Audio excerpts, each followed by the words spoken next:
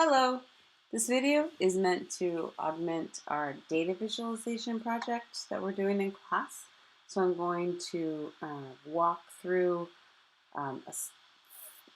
this fairly simple data visualization in the sense that it's just a bar graph, but it's not so simple in that it takes a few different data sets and compares them together and then turns them to a bar chart where you can compare and contrast. The data here is, we're looking at, this is a data set I found online.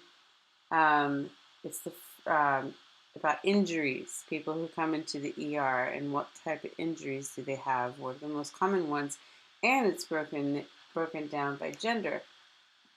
So I found this online and I clicked here and I got this PDF file, which is pretty cool, and it shows, all of the problems in the male and the female ones. But there was a PDF, so in order to get this into a usable just list of data that we can use in our program, I downloaded this handy dandy, where is it?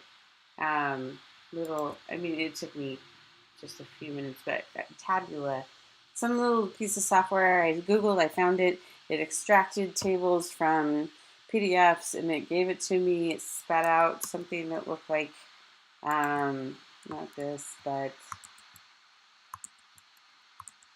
where is it? Here. So it spat out something like that. A little bit messy, but after moving cells around in Excel is awesome. I highly recommend getting comfortable with it. After moving stuff around, I was able to get it down to something like this. So there's a good list that I can copy and paste into like TextEdit or Atom. Here's a list. Here's a list.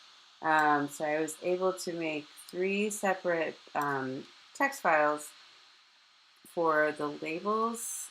So basically, how many women were injured on stairs, ramps, landings, and floors, and how many men were injured in stairs, ramps, landings, and floors, taken from 96 different ER rooms around the country. I don't even remember what year, but this is the data we're going with. So I made text files out of that. The reason I did that instead of just pasting it into P5, just to keep the code simpler, because P5 comes with this handy, and you watched the Cadenza video, so you hopefully already know this. This function called load strings. You can find it in I/O, meaning input, output. It's inputting some data. It's called load strings. And so you provided a file, and as long as every piece of data is on a separate line in the file, a basic text file, it will assume that each of those separate lines you want to be one thing in your array. So over here, I've created a starter array for you. A starter sketch for you. And I've linked to it on the site. And you'll see I've created these files here. There's one called injuries male, injuries female, and labels. So notice that each of them is 16 items. So number 1 corresponds to number 1. Number 2 corresponds to number 2, etc. So we're going to use these 3 files to construct our data visualization. So let's go back here. So, and I've already set up the variables for you. So we're just setting up some empty arrays to begin with. We're not copy and paste. I mean, you could copy and paste all the data in there, but in reality, when you're working with larger amounts of data, that's just so cumbersome. And sometimes the data is actually coming at you live, and you're streaming. Maybe you're gathering weather data that you want it to be up to date. So copy and pasting just doesn't make sense. In this case, it is static data, but what we're doing is this load strings function. There's other ways to do this. This is a specific P5 thing. If you were really working with data, you'd use something called JSON, JavaScript Object Notation. That's what it stands for. but we're going to keep it simple and use this nice little handy dandy thing they provide for us. So I declared these variables with brackets to say, hey, we got these 3 arrays coming at you. And then down here under preload, I said, okay, labels, load strings, go grab that text file and load it in as an array into this under this name. Same thing here for the female data, and same thing here for the male data. Okay, that's the start. That's what I'm handing off to you guys. Okay, what are we gonna do with this? Let's start. Well, first thing I want to do is make my canvas a little bit larger. One second. And I'm going to, well, let's just go down here and just console this and check and see. Let me clear that. I was doing that earlier. Let me just clear that and console.log. I just want to make sure these loaded correctly. So what if I just console labels? What am I going to see? There, aha. Okay, so down here, it's doing it over and over again. That looks good. It's one, a string, comma, string, comma, string, comma, string, comma, string. Great. And let's check and see if the female data one is working. There we go. Okay, and then male data. Okay, so I want to point something out here. See how these numbers have quotes around them? We did this thing called load strings. So it's importing them as a string. String refers to text and characters. So we could, because it's important as a string, just because they're numbers, they're considered characters in the alphabet. So there's not much we could do with them numerically if we wanted things to be different sizes. So we need to do one more step. We need to convert them into actual numbers. We don't want it to be string, we want it to be an actual number. So in P5, there's actually a really handy way to do that. If you go into data, int stands for integer, so it's a number without a decimal point. And go into here, you look down, and it says, this right here, array, parses values to parse. So what it does is it takes, when an array of values is passed in, then an array of the same length is returned. So it's going to take all those strings, turn them into integers, and pass it back to us. So we need to go through the step of doing that. So I'm going to do it in the setup. So I'm going to say, I'm just going to use the same name. I'm going to say labels equals int. Oh wait, not labels. Labels are strings anyway. We don't need to convert that. Sorry. Female data. That's what I'm calling it. Int female data.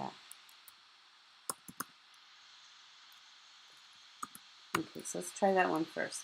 So what this should do is take an array of strings, convert them into integers. Let's check it down here. I'm gonna run that. There, no more comma, no more quotation marks. Great. So we have actual numbers we can work with because we're gonna want to make rectangles and size them accordingly. So let's do that with the male as well. Okay, and let's check the male. Awesome. Okay, great. Awesome. Okay, let's just start by just drawing some rectangles to the screen. We did that in the last exercise. So we're going to do that by making a loop that's going to go through every item on that array, all those numbers.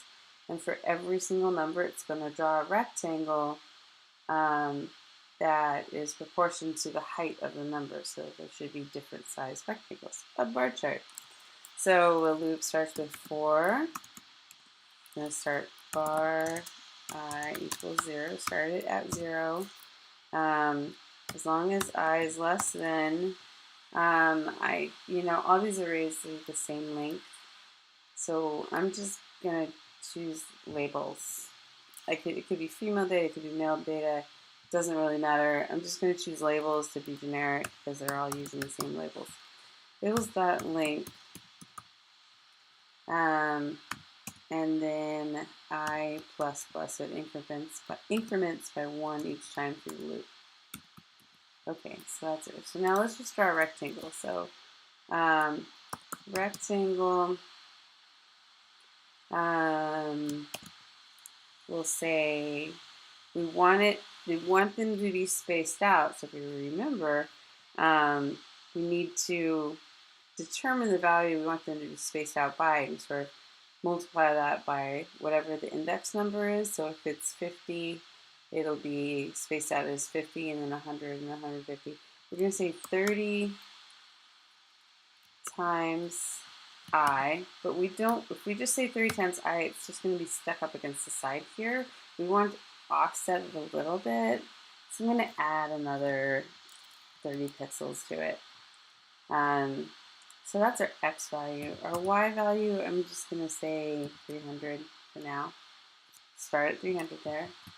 The width of each rectangle, I'm going to say 30.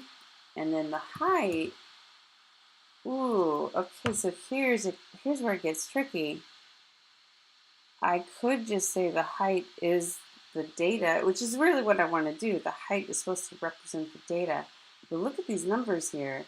I've got a canvas of 400 pixels tall. None of these are going to fit on that canvas. Look at how large these numbers are. So we're going to have to map this data somehow. And that presents us with a problem. What do we map it to? We need to know what is the highest any one of those bars could be. Like, what is the maximum so that we can fit them on the screen? What is the largest number in the array, in both arrays, because we're mapping 2 arrays. Okay, so let's pause and let's go and find a function, a handy math function that will actually return us the largest number in the array. And it's called max, and it's under math, I think, max. Okay, what max does is if you give it an array, it'll spit back the largest number on that array. Let's try it out. So let me just console that out, and let's just try it. Comment that out. Console a test where we say, okay, show me the max of the array female data. And we're going to pass that array in. Okay. Let's see what, wait, I need another friend. There we go. Okay. There we go. Okay, so that's the maximum in the female array. Let's ask it, what's the max in the male data? Okay, good. So we have 2 solid numbers here. So how are we going to do this? One is larger than the other. We really want to use the larger one because that's the largest anything can go to. Let me get rid of this. I'm going to make a variable up here called var. It's going to be called max data. That's going to be our largest number, and we'll use that to map the height of the rectangles. And I'm gonna, in the setup, I'm going to set it up, I guess. So I'm gonna start by saying, okay, I could just go in and put these numbers in because I could go in here and look at them. But the truth is, most cases you're not going to be privy to that information. That information could be constantly changing. So we're going to assume that we don't know. So I'm going to say, in this case, we have two lists. I'm going to say, first I'm going to set it to max data equals whatever the highest number inside the female data list is. Okay, so we set it to the highest number in the female data list first. But then we also want to check and say, but what if the highest number in the male one is actually higher than the female one? So we're going to put a little conditional statement in there saying, but if the if the male high is higher than the female, we should really set that to the max. So we'll just put that in there, even though we actually know it's not, but whatever, we're going to do it. If max data, what we just set as a female one, is less than the max of the male data,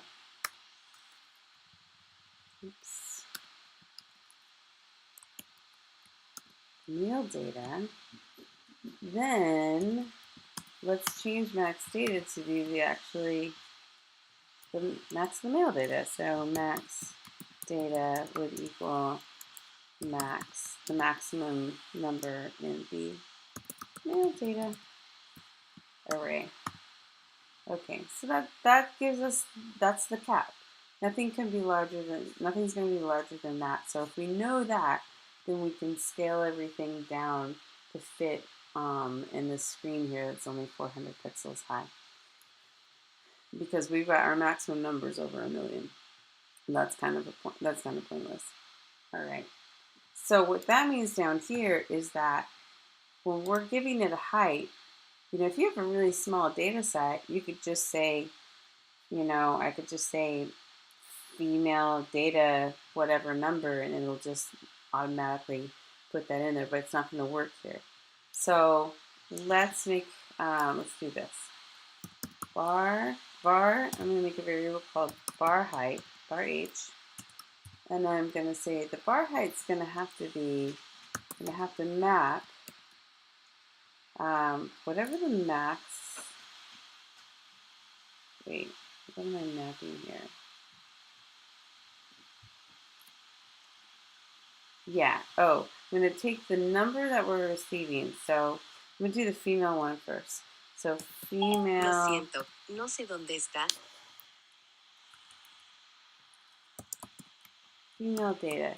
So the number we're trying to change is the number that's in the array. So that's the first thing we need to get. This is the number we want it to map, the number we want it to calculate.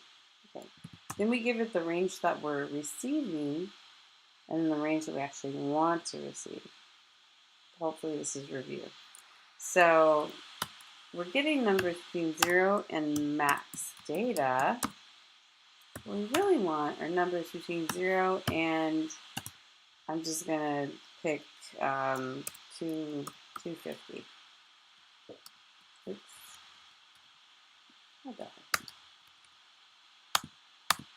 And 250.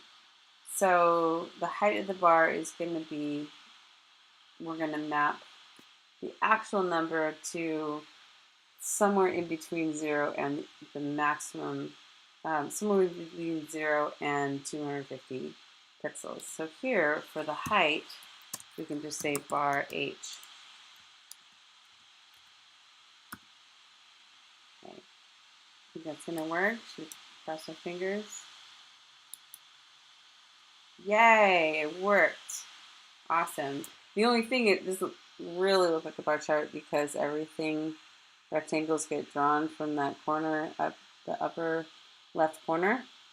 So we have to do this extra step here where we say the y value is actually, it's 300 but minus whatever the height is. So you got to back up a bit and then draw it. So we're going to say 300 minus the height of each bar. Much better. Much better. Okay. Good start. Okay, so those are the numbers for the females, the female data.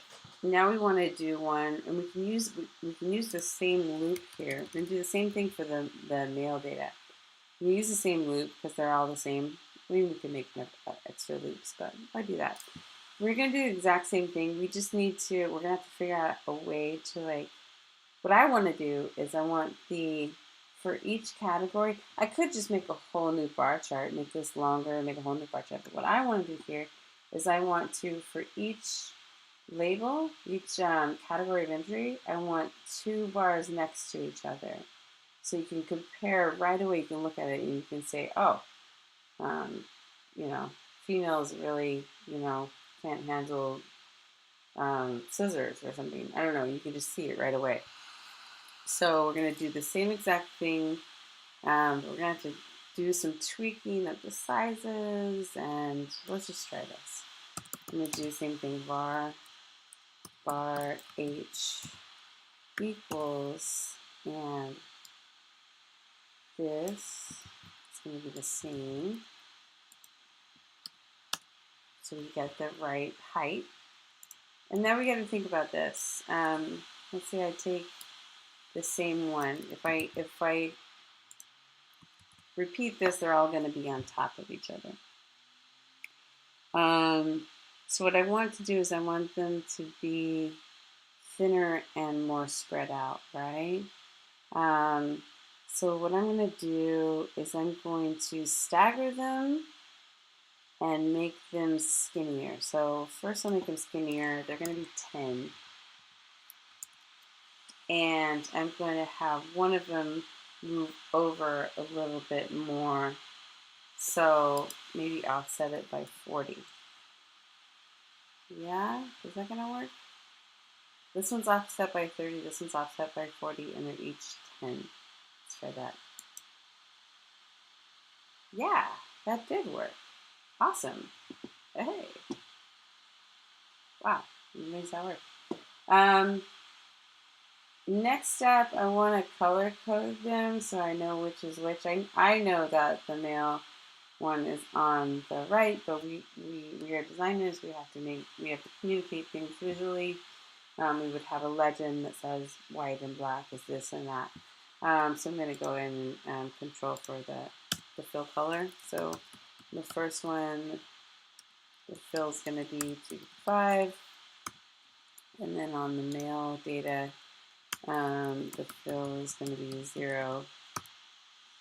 And like that. Yay, looking good, looking good. All right, so what's left? Well, we did our female data, we did our male data. Now we need to label this stuff because this means nothing unless you explain it to people. And you need some text to explain what those categories mean. All I'm going to do right now is just put labels for the categories, but to me, to keep everything into account, I would have, I would title this, I would say what each one means, have some information, make it much more meaningful. In this case, I'm going to put labels, I want to put them at an angle so we can kind of fit them all in, like that. So I'm going to want to draw text. So I want them to start here and angle down like that. So the zeros, so I want to use a rotate.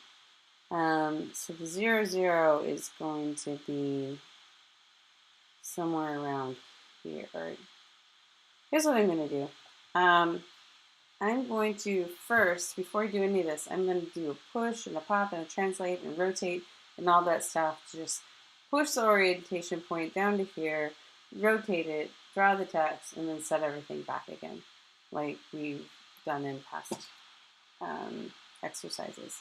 So I'm going to first just push everything because I know I'm going to tweak everything all over the place. So I want to just make sure that I can put it all back to normal again. So remember, push saves all the transform settings at the current point, and that way you can pop them all back to normal again later. So I'm going to put everything I do here between a push and a pop. So that it's all contained. So push, and then I'm going to translate, and I want to translate it down to like here, So it seems like that would be the same X as whatever the male one is, and then whatever the 00. Um, I've already kind of done this calculation, so I'm just going to do it here for you. Um, Using this same X, right? So I wanted to start here. So I'm going to use the exact same one for the male data. And then the Y is going to be like, I mean, well, let's just say 300. So I'm going to actually make it exactly this point here. I'm going to translate everything exactly to this point right there. Okay. Then I want to rotate it. Oh, first before I rotate, I'm going to go up here and make sure I'm using degrees and not radians. Angle, mode, degrees. So down here, rotate.